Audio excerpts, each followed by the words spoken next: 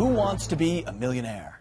Apparently, some students at a Massachusetts high school do not.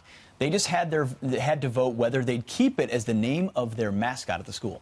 According to one member of the Lennox Memorial Student Council, the term millionaire has become associated with the top 1% of our country, which excludes and burdens a very large majority of the population and currently plays a large role in the division of the U.S. Really?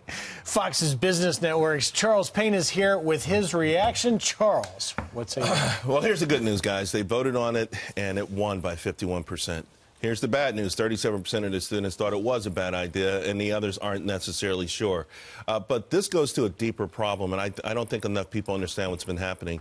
The socialist movement has really started getting its tentacles very deep into our high schools and even middle schools over the last couple of years. It's been amazing, and they've influenced, on top of already a lot of these educational programs are already sort of anti-capitalism, if you will, but they're influencing these kids to the point where they want to reject things like a mascot with the nickname Millionaire. What's wrong with being a millionaire?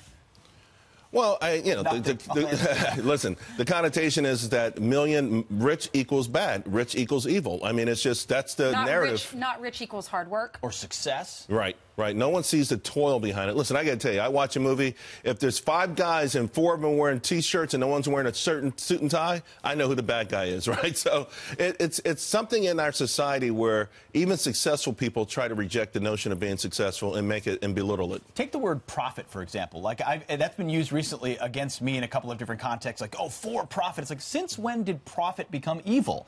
And in what world, where we don't have profit, are people actually able to provide the jobs and the things that make our economy happen? This is the ironic curse of being so successful. A lot of folks in this country don't realize how we got here, to your point, not seeing the hard work. So it's easy to grow up in a town like this town. The median income is $85,000.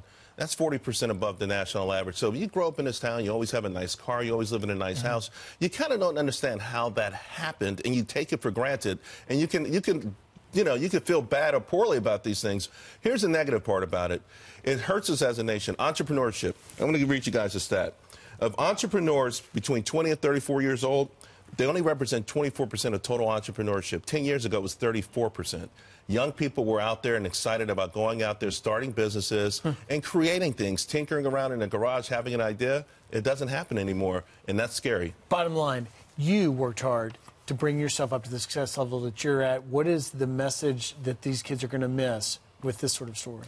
There's a few things. First, the joy and satisfaction of achievement is, you cannot match that. Secondly, being able to take care of your family and the people around you is also unequaled. So those are a couple of things. And by the way, being born in America, the best place in the world to do that is a gift from God. So those 3 things we need to keep in mind. Well said, Amen. Charles. Amen. Charles. Thanks a lot. Appreciate it.